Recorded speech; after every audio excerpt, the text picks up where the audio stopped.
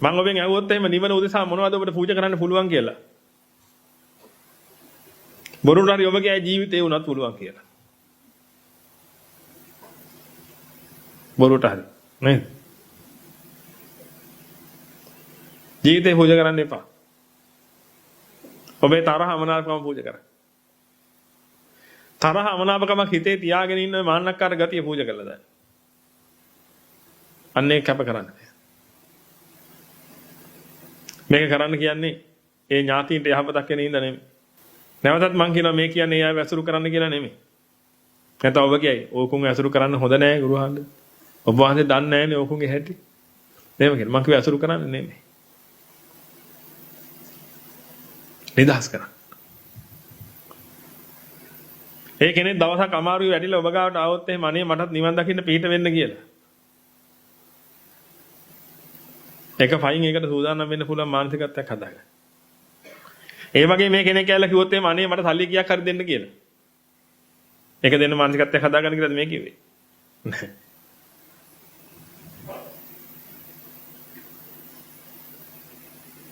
මුදු ගතියක් හදාගන්න කියන්නේ පින්වතුනි ගොනෙක්ව හදාගන්න කියලා නෙමෙයි අනිත් මිනිස්සුන්ට රවට්ටන්න පුළුවන් වෙන. තේරෙනවද කියන එක? දැන් මං හරි මුදුයි ඕන කෙනෙක් එන්න මං දැන් දොර දන් දෙන්න හදන්නේ. ඒකද මේ කිව්වේ? නැතේ. ඔබගේ හිත ඇතුලේ හොඳ මුදු මිනිස්සෙක්. ඔබ දකින්න හැමතිස්සෙම පින්වතුනි මේ ලෝක සත්‍යය වැල්ලා තියෙන වඳුර කොච්චරද කියන්නේ. ඒ දැක මේ ඔබගේ අස්පනා පිට පින්වතුනි ඔබගේ දරුවෙකුට ගහපො. ඔබගේ පවුල විනාශ කරපු. අන්නේ පිරිසට පින්වතුනි ඔබගේ මහා දයානුකම්පාවක් නැගිලා එන්න ඕනේ. මොකද ඔබ තාම මේ සතාව දකින්නවා නම් ඒක ඇතුලේ. ඒ කියන්නේ ඔබ තාම මෘදු වෙන්න සූදානම් නැහැ පින්වතුනි. මොකද ඒක කලේ සතෙක් නේ ඔබට. එහෙමනේ දැක්කේ. ಜಾති හඳුනනට පස්සේ එහෙමනේ හිතෙන්නේ මේකද? මට මේක කළා. ඔහොමනේ හිතෙන්නේ. නමුත් ඔබ මේනකොට යන්තම් හරි දහම දන්නවනම් ඔබට තේරෙනවා පින්වතුනි ඒ වෙලාවේ මෙතනත් හිතක් ඇදුණා එතනත් හිතක් ඇදුණා. අවිද්‍යාව තෘෂ්ණාව නිසා මෙතනත් ඉන්නව වගේ හැඟුණා එතනත් ඉන්නව වගේ හැඟුණා. විපාකයක් පරිසම් දෙන වෙලාවේ ඒක මට කළා කියන එකක් හැඟුණා. ඔය ටික මේනකොට ඔබ තේරුම් බේරුම් කරගන්න පුළුවන් හැකියාවක ඉන්න ඕනේ. එහෙම නැත්නම් අපිට ඉස්සරහට තව කතා කර මේවා තේරුම් බේරුම් කරගමු. ඔබට දහම තේරුණාද කියලා දැනගන්න පුළුවන් ක්‍රම වේද පින්වතුනි ඔය තියෙන්නේ. ඔබ මෙතන මගේ හතුරන්ටත් යහපතක් වේවා කියලා.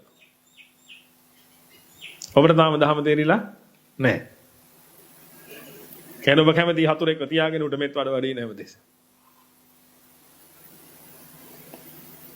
ඔබට හතුරෙක් ඉන්න විදියක් නැහැ පින්වතුනි ඔබ මෙත් වඩන කෙනෙක් නා. ඒක නිසා පින්වතුනි පුළුවන් තරම් බලන්න මේ මෘදු ගුණයට සමවදින්න. මෘදු ගුණයට සමවැදිලා මේ අලුත් අවුරුදු කාලේ ගොඩක් හොඳයි ඒකට. අපි මේට කලිනුත් ඔබට ඒ ගැන කියලා තියෙනවා. අලුත් අවුරුදු කාලේ ඔබට පුළුවන් පින්වතුනි එයාත් එක්ක එයාගෙන් කියලා සමාවිල්ලන්න ඔබ අතින් වෙච්ච වැරදට. තමයි එයාගෙන් අතින් වෙන්න පුළුවන් වැරද්ද උනේ.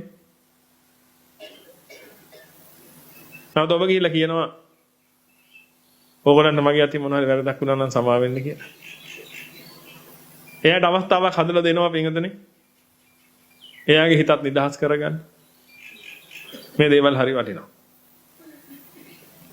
ඒකල ඔබ නිදහසේ ඉන්න පුළුවන් මිනිස්සෙක් බවට ඔබවපත් කරගන්න. ඒ වගේ මේ අය Tamanට කරපු දේවල් හොඳට සිහිපත් කරලා බලන්න. කරපු අවැඩ නෙමෙයි. මේ අවැඩ කළා ඇත්තේ බොහොම පොඩ්ඩයි ඔය මිනිස්සු.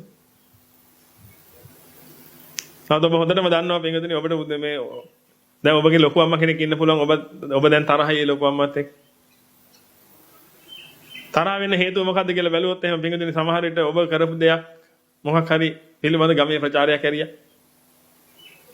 කේලමක් කිව්වා. ඒක නිසා තරහයි. තරහ නිසා ඔබ අදිස්ථාන කළා දිනා මම ඕකේ ගෙදර පස් පා ගන්න නැහැ කියලා. නමුත් ඔබ මොහොතක් හිතලා බැලුවා නම් පින්වතුනි. ඒ ලොකු අම්මා විසින් ඔබට කොච්චර බත් කන්න දීලා තියෙනවද කියලා.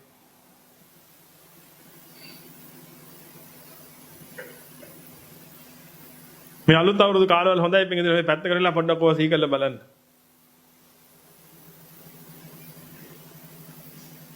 කොච්චර අකුරු සාස්ත්‍රයේ කියලා දීලා තියෙනවද කියලා බලන්න. කන්න බොන්න දීලා තියෙනවද කියලා බලන්න. ජීවිතේ බේරගෙන තියනවද කියලා බලන්න. ලොකු වරදකුත් කළා. නමුත් අද ඔබ මතක තියාගෙන ඉන්නේ වරද විතරයි නේද පින්? අර කරපු ගුණ ඔක්කොම මේ වරදින් වහ ගන්නව නම්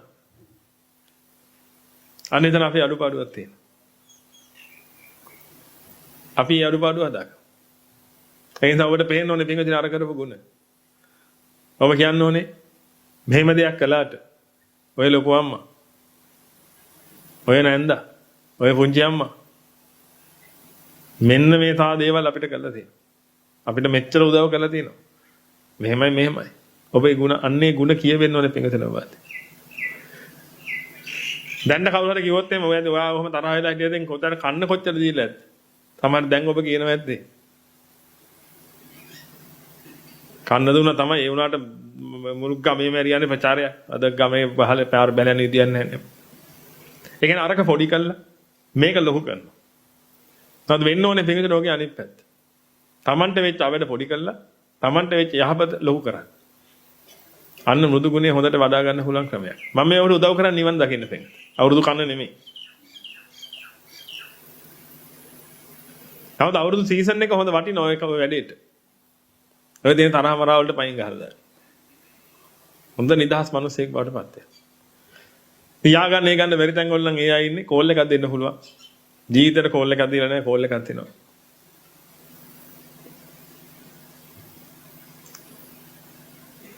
තමාට ඒ අයත් පින්වතුනි ඉන්නේ කෝල් එකක් දෙන්න බලාගෙන නමුත් එයාගේ මානේ එයාට ඉඩ දෙන්නේ නැහැ ඒක කරන්න. නමුත් දැන් ඔබ පින්වතුනි පවුලේ වැඩිමලා. හොඳට මතක තියාගන්න ඕනේ මේ අතේ උදාහරණයක් දීලා තියෙනවා ඔබට.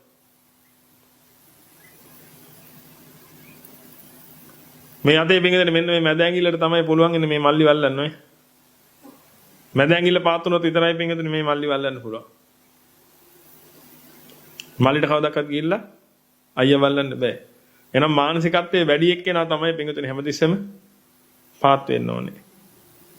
මානසිකත්වයේ වැඩි එක්කෙනා පාත් වුණොත් තමයි පින්වතුනි මේ වැඩේ කෙරෙන්නේ. ඔය ඇඟිල්ලේ කතාව මනසිකාර කරලා බලන්න. මානසිකත්වයේ වැඩි ඔබ මොකද හේතුව මානසිකත්වයේ දියුණු කරගෙන තියෙන ආර්යයන් වහන්සේලා ඇසුරු කළා. සම්මා ආජීවයෙන් ජීවිතේ ගෙවන්න පින්වතුනි ඔබ කැප වෙලා ඉන්නවා දැන්. නිවන තමයි ඔබගේ ජීවිතයේ අංක 1ට ඇවිදilla තියෙන්නේ. ගොඩ පිරිසකගේ මෙතන ඉන්න. ඒක මහා බුදුම ආශ්චර්යයක් වෙනත. ඔබට හිතා ගන්න බැරුව ඇති ඔබට එහෙම උනේ කොහොමද කියලා. ඔබ යන්න ගිය ගමනත් එක්ක බැලුවට පස්සේ. අද ඔබගේ ජීවිතේ සාමලිය මේ පැත්තට නැඹුරු වෙලා. අද ඔබට දැනෙනවා පින්වතුනි නිවන කියන එක ඉම්පොසිබල් දෙයක් නෙමෙයි කියලා. මේ කරන්න පුළුවන් කියලා හේතුව පින්වතුනි ඔබේ ගති පිරිසුදු වෙගෙන එන බව ඔබට තේරෙනවා. මේ දහම ඔබට ටික ටික වැටහෙනවා පින්වතුනි. ඒ කියන්නේ උතුම් ගති ඔබ තුල පිහිටනවා. එහෙනම් දැන් ඔබයි පින්වතුනි නැවෙන්න ඕනේ. එහෙනම් ඔබ නැවිලා ඒ අයට හිත නිදහස් කරන්න අවස්ථාවක් හදලා දෙන්න. කෝල් එකක් දෙන්න දෙන්න. කෝල් එකක් දීලා තමා වෙන්න කියන්නේ. තමාට ඒ වෙලාවෙත් කුණු හarpෙන් බණී. ඒත් ඔබට තියෙන මක් කරන්නද? හිමිට ෆෝන් එක තියලා නිකන් ඉන්න. නැත්නම් ඔබට හිතේ දන්නේ ඒ වෙලාවට ගුරු හාමුදුරුවෝ කියන ඒවා කරන්න කියලා එක අපෙන් බැනුනුත් අහන්න වෙනවා අපි. බේර ගන්න පුළුවන් අය බේර ගන්න ඕනේ මේක. හැමෝම බේර ගන්න බෑ. නමුත් ඔබ කතා කර 10 දිනකට කතා කරලා තරහ වෙලා ඉන්න 10 දිනකේ එක්කෙනෙක් ඔබට කිව්වා අනේ මාත් කතා කරන්න හිටියේ මටත් සමා වෙන්න. මගේ අතුනුත් වැරද්දක් වුණානේ. මම වෙලාවකින් නම් කොයි පැත්තේ ඇවිල්ලා යන්නේ කියලා. එයා ඒ පැත්තේ විතරක් නෙමෙයි ඉන්නේ තෙන්ගදලා ඊට පස්සේ මේ පැත්තෙත් යනවා. බලන්න ඔබ දීප කෝල් එකේ තියෙන වටිනකම කොච්චරද කියලා. අපි ඔන්නව තමයි සිංහල අලුත් අවුරුද්දේ තියෙන වටිනකම් දකින්න තෙන්ගද. සිංහල අලුත් අවුරුද්ද වටින්නේ බේබද්දන්ටවත් මෝඩියොන්ටවත් නෙමෙයි තෙන්ගද. බුද්ධිමත් මිනිසුන්ට ප්‍රඥාවන්ත මිනිසුන්ට. කොයිකත් වටින්නේ ඒ අයට. අනිත් අය හැමෝම කරගන්නේ ඒ කාලේදී Tamanට විනාශය. ඒව බුද්ධිමත්ව කටයුතු කරලා ඒවෙන් නිදහස් වෙන්න. තව කෙනෙක් නිදහස් කරවන්න. පුළුවන් අය අපි බේරගමු. එච්චරයි කරන්න තියෙන්නේ. අද සමාජයේ පින්වතුනි ඔබගේ ජම්මාන්තර වෛරක්කාරය කරගෙන ඔබ ඉන්න කෙනා. වෙන්න පුළුවන් මේට අත්බැව් 10කට කලින් පින්වතුනි ඔබ හතර පායට යන්න ඔන්න මෙන්න තියෙද්දි පින්වතුනි ඔබ බේරගත්තේ.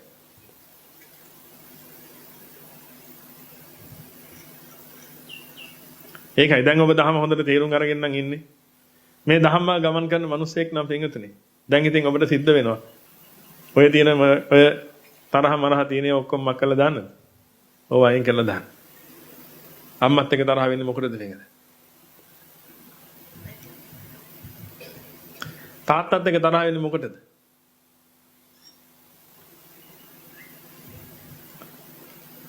මේ අත්බැවි වෙන්න පුළුවන්, ඊ අත්බැවි වෙන්න පුළුවන්, ඊට එහා අත්බැවි වෙන්න පුළුවන්. අද සමහරවිට ඔබ වගේ මල්ලිත් එක්ක තරහ ඇති, අංගිත් එක්ක තරහ ඇති.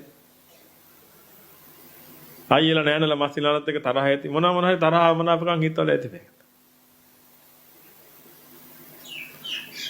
ඔබ සිහිපත් කළොත් එහෙම පින්වතුනි ඔබට අඩුම තරමේ 10 වතාවක් 12 වතාවක් හොයාගන්න පුළුවන් වේවි. අද ඔබ මෙතන ඉන්නේ ඒ අයගේ පිටින් කියලා.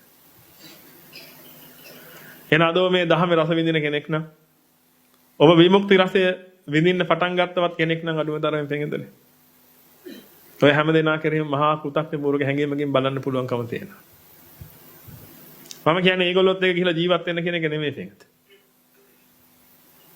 ඔබගේ හිතෙන් එයාගේ ඒ කරපු උදව්වට අවදාහරි සසරේ කරපු උදව්වකට ඔබගේ හිතෙන් පින්වතුනි කෘතඥතාවය පළ වෙන්න ඕනේ. ඒක නිසා ඔබ මෙච්චර කාලයක් ඒ යට දෙස් දෙවල් තීති හිටියා නම් හිතේ. ඔබට කරපු වරදක් සිහිපත් කර කර ඒ අයත් එක්ක තරහමනාපකම් තියාගෙන හිටියා නම් මේ වෙනකොට ඔබට පුළුවන් වෙන්න ඕනේ පින්වතුනි. ඒක අත්හැරලා දාලා නිදහසයි.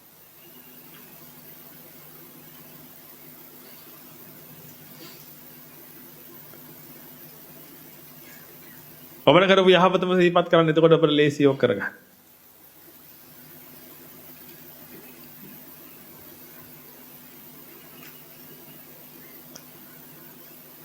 අන්න ඒවා හරි වටිනවා පින්වතුනි මේ අලුත් අවුරුදු කාලවල වල සිද්ධ කරා. ඕනනම් ඔබට පුළුවන් බුලත් අතක් අරගෙන ගිහිල්ලා ඔබත් එක්ක තරහා මනාපකම තියෙන අයට බුලත් අත දීලා සමා වෙන්න කියලා. ඒක කළා නොකළා. සමහර කෙනෙකුට ඉතින් ලැජ්ජයි මොන හරි තියෙනවා. නමුත් ඔබට පුළුවන් නම් හිතෙන් නිදහස් කරන්න.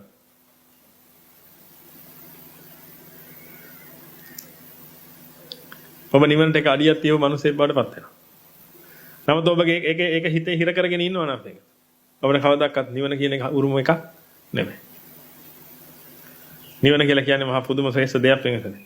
ඒක කොහොගටවත් ඒක නෙමෙයි.